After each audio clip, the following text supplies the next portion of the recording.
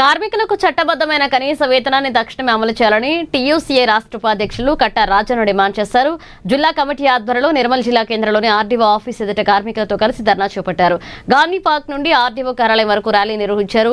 కార్మికుని ప్రాథమిక అవసరాలను తీర్చడానికి, గౌరవాన్ని నిలబెట్టుకోవడానికి సరిపోయేలా వేతనం ఉండాలన్నారు.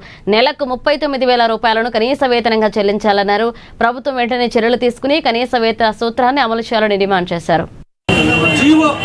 73 రూపాయల జీవో వేతనాలు సవరించాలని చెప్పేసి చెప్తా ఉన్నాయి. కనీస వేతనాలు సుప్రీంకోర్టు గైడ్ లైన్స్ ప్రకారం వేతనాల సవరణ వెంటనే. కార్మికుల ఐక్యత. ఒక కుటుంబంలో తీసుకోవాలి 4 యూనిట్లను. ఒక కుటుంబంలో కనీస వేతనాల కోసం 4 యూనిట్లను. కార్మికుల ఐక్యత. కార్మికుల ఐక్యత.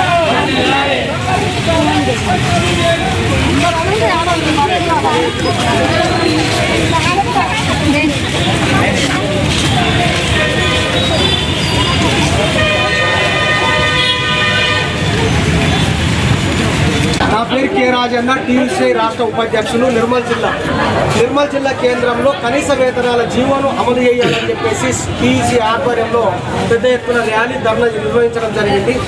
ముఖ్యంగా 173 రూపాయలు జీవో 73 రూపాయల జీవో వేతనాలు సవరించాలని చెప్పేసి చెప్తా ఉన్నాయి. కానీ ఇలా కార్మికుల పరిస్థితి కేవలము అర్ధాకలితో అలమటిస్తూ ఉన్నారు.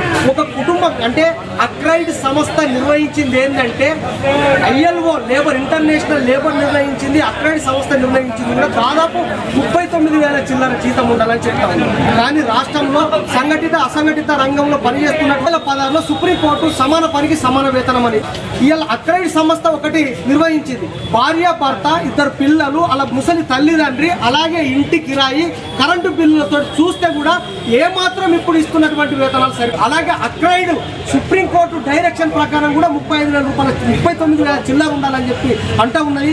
వెంటనే ఈ జీవోలు